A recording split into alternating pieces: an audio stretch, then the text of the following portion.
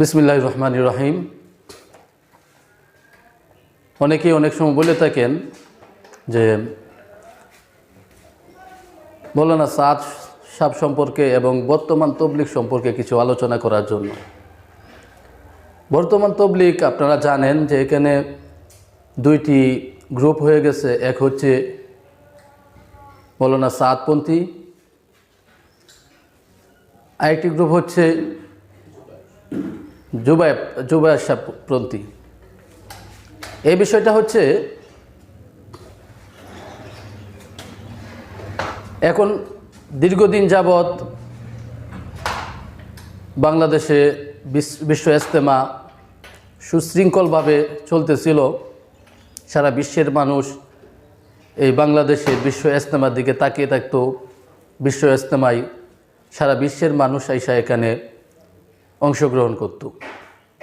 আমাদের বাংলাদেশে এরকম একটা বিশ্ব ইজতেমা হওয়াতে আমরা গর্বিত ছিলাম।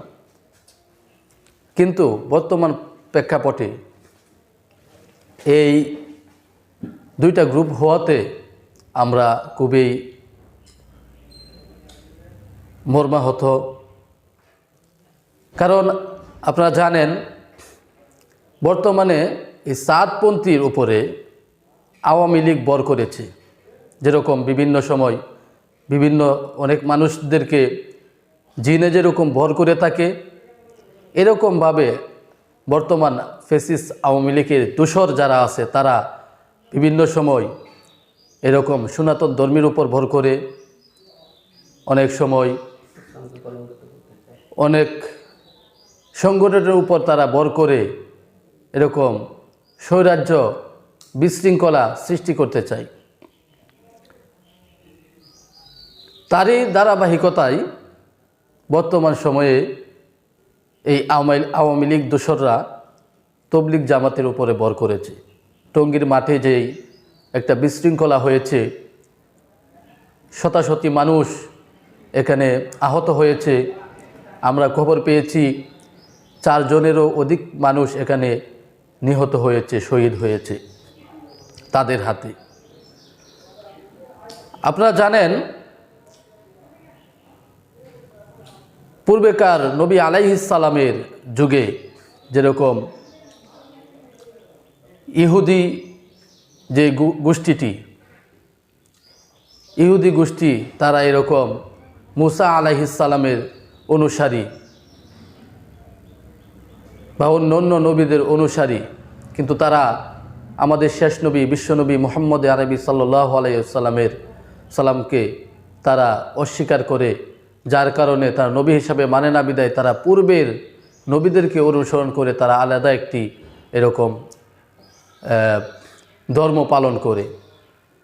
খ্রিস্টান হযরত ঈসা আলাইহিস সালামের অনুসারী, তারা মনে করে ঈসা আলাইহিস সালাম আল্লাহ তাআলার পুত্র, নাউজুবিল্লাহ। এরকমভাবে তারা তাদেরকে অনুসরণ করে। এখন বর্তমান প্রেক্ষাপটে তবলিগ জামাতের মধ্যে সাদপন্থীরা মনে করে যে তারা এরকম চাচ্ছে যে তারা আলাদা একটি এরকম ধর্ম হিসাবে মানুষের কাছে বিবেচিত হচ্ছে, যার কারণে এখন বর্তমান সময়ে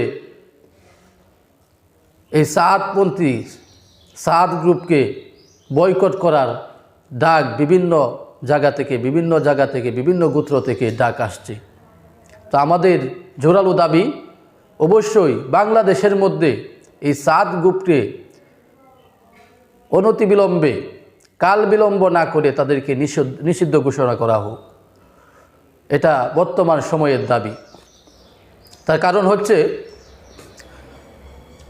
সাদ সাহেব হচ্ছে এরকম ভারতের, তার দেশ হচ্ছে ভারত, আর মৌলানা জুবায়ের সাহেব হচ্ছে বাংলাদেশের। তো অবশ্যই আমাদের বাংলাদেশের মানুষদেরকে আমাদের মূল্যায়ন করতে হবে এবং অধিকাংশ 99% আলেম এরকম সাদ সাহেবকে বয়কট করেছে এবং মৌলানা জুবায়ের সাহেবকে তারা বুকে টেনে এনেছে এবং রেখেছে। যার কারণে আমাদের কি করতে হবে, আমাদের এই মৌলানা সাদ সাহেবকে প্রত্যেক জায়গা থেকে, প্রত্যেক মহল্লার থেকে, প্রত্যেক ইউনিয়ন, থানা এবং জেলা থেকে আমাদের স্লোগান উঠাইতে হবে যে সাদ সাহেব ভ্রান্ত একটি মতবাদের আকিদার মানুষ এবং মৌলানা সাদ সাহেবকে বয়কট করা হোক। কারণ এই সাদ সাহেব উনি নিজেই একটু বিশৃঙ্খলা লাগানোর অপচেষ্টা চালাচ্ছে আমার মনে হয়। কেন মনে হয়? এজন্য মনে হয় কারণ বিশ্ব ইজতেমার ময়দানে যে একটা সহিংসতা সৃষ্টি হয়েছে, মারামারি কাটাকাটি হয়েছে, তারপরেও মৌলানা সাদ এখনও সে নীরব ভূমিকা পালন করতেছে। এই সম্পর্কে সে নিজে কোনো কিছুই বলে নাই। একজন আলেমের কাজ কি? একজন আলেম চায় যে আমি যদিও মানুষের কাছে একটু ঘৃণার পাত্র হই এবং আমার নামটা ছোট হোক, তারপরেও এই উম্মাহ যেন মুক্তি পায়, উম্মাহর ভিতরে যেন এরকম মারামারি কাটাকাটি হানাহানি যেন না হয়। কিন্তু মৌলানা সাদ সাহেব এই সম্পর্কে কোনো কিছু বলে নাই। তার দ্বারাই এটাই প্রমাণিত হয় যে এই ইন্ধনের পিছনে মৌলানা সাদ সাহেবের অবশ্যই হাত রয়েছে। আপনারা কি মনে করেন? আপনারা অবশ্যই বলবেন, কমেন্টস বক্সে বইলা যাবেন যে আপনাদের কি এরকম মনে হয় কি না।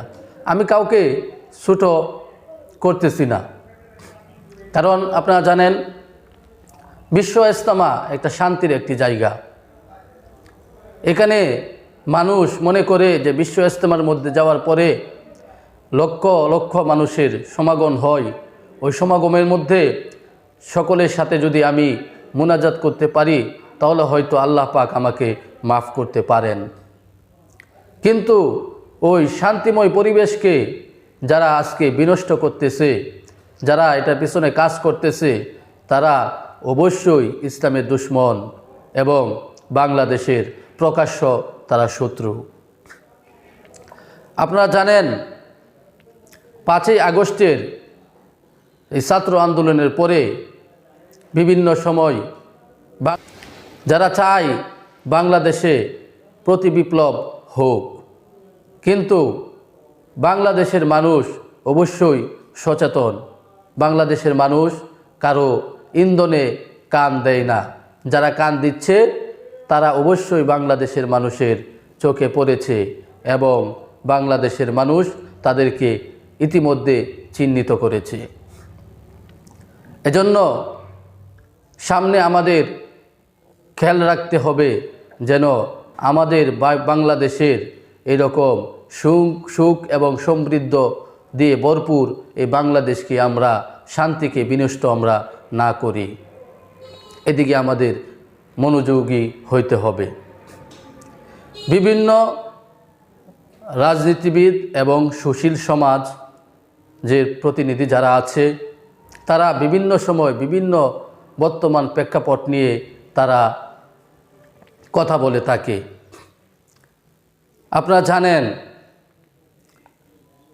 আলোচনা কি করে? তারা আলোচনা করে যেন আমরা বাংলাদেশের মানুষ ঐক্যবদ্ধ থাকতে পারি, ইসলামের পক্ষে কাজ করতে পারি এবং আমাদের বাংলাদেশের সার্বভৌমত্বকে কিভাবে আমরা ধরে রাখতে পারি এবং পার্শ্ববর্তী যে রাষ্ট্রগুলো আছে তন্মধ্যে ভারত আমাদেরকে বিভিন্ন সময় বিভিন্নভাবে চাপ সৃষ্টি করে আমাদের উপরে, যেন আমাদের বাংলাদেশের সার্বভৌমত্বকে হারিয়ে ফেলতে পারি এবং তারা আমাদেরকে প্রজা হিসাবে ব্যবহার করতে পারে, তারা প্রভু সাজতে পারে।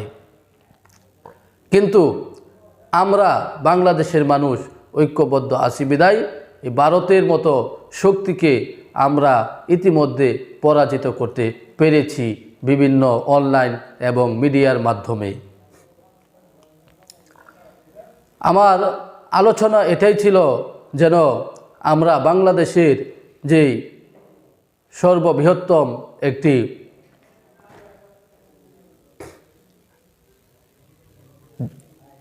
জনসমাগম, বিশ্ব ইজতেমার শান্তি আমরা বিনষ্ট না করি এবং শান্তি ধরে রাখতে পারি এই বিষয়ে। এজন্য যারা বিভিন্ন জায়গা থেকে মৌলানা সাদ সাহেবকে নিয়ে তার পক্ষে কথা বলছেন, তাদেরকে আমি সাবধান করে দিতে চাই, আপনারা মৌলানা সাদ সাহেবকে নিয়ে আর মাতামাতি এবং বাড়াবাড়ি করবেন না, কারণ উনি ইতিমধ্যে প্রমাণ হয়েছে উনি ভ্রান্ত মতের মানুষ এবং বর্তমানে উনি পথভ্রষ্ট হয়ে গেছে।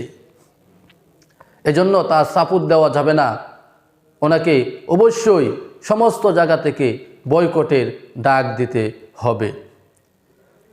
এখন আমরা আমাদের এই আলোচনাগুলা যেই চ্যানেলের মাধ্যমে আমরা প্রচার করতে চেয়েছি, আমাদের আলোচনা যে চ্যানেল প্রচার করবে, এই চ্যানেলটি হচ্ছে আলোর পথে টিভি চ্যানেল।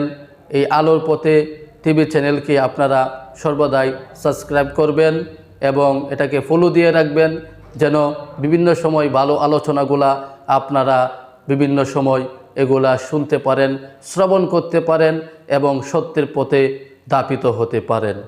আসসালামু আলাইকুম ওয়া রাহমাতুল্লাহি ওয়া বারাকাতুহু।